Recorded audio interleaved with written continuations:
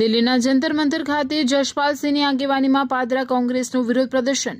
દિલ્હીના જંતર મંતર ખાતે ચાલી રહેલા વિરોધ પ્રદર્શનમાં જશપાલસિંહની આગેવાનીમાં પાદરા કોંગ્રેસના આગેવાનો અને કાર્યકરો મોટી સંખ્યામાં જોડાયા હતા। વિદ્યાર્થીઓના પ્રશ્નો અને પરીક્ષા વ્યવસ્થાને લઈને કોંગ્રેસ દ્વારા વિરોધ નોંધાવવામાં આવ્યો હતો। કાર્યકરોએ હાથમાં બેનરો સાથે સૂત્રોચ્ચાર કરી કેન્દ્રીય શિક્ષણ મંત્રી ધર્મેન્દ્ર પ્રધાનના રાજીનામાની માંગ ઉઠાવી હતી। જશપાલસિંહે જણાવ્યું હતું કે વિદ્યાર્થીઓના ભવિષ્ય સાથે કોઈપણ પ્રકારનું સમાધાન સ્વીકાર્ય નથી।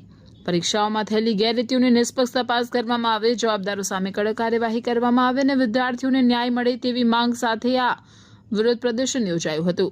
પ્રદર્શન દરમિયાન પાદરા કોંગ્રેસના કાર્યકરોએ શાંતિપૂર્ણ રીતે પોતાની માંગણીઓ રજૂ કરી હતી અને કેન્દ્ર સરકારને વિદ્યાર્થીઓના હિતમાં તાત્કાલિક યોગ્ય નિર્ણય લેવા અપીલ કરી હતી।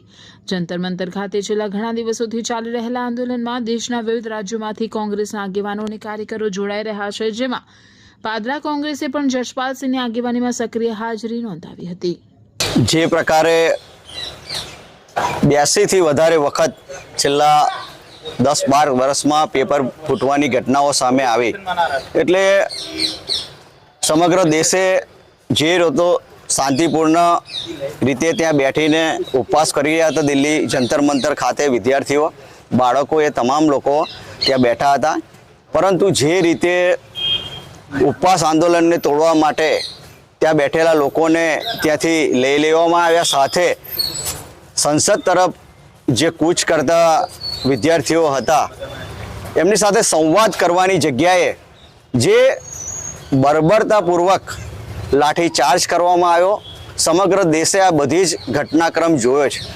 એટલે ગમે તે હોય, પરંતુ વિદ્યાર્થીઓ ઉપર જે પ્રકારનું વર્તન પોલીસ દ્વારા કરવામાં આવ્યું ત્યાંના સત્તાધીશો, એટલે હું એમ માનું છું કંઈક ને કંઈક રીતે જ્યાં સુધી ગૃહમંત્રી અથવા તો ગૃહ મંત્રાલયનો આદેશ ના હોય ત્યાં સુધી પોલીસ આ કાર્યવાહી કરે નહીં।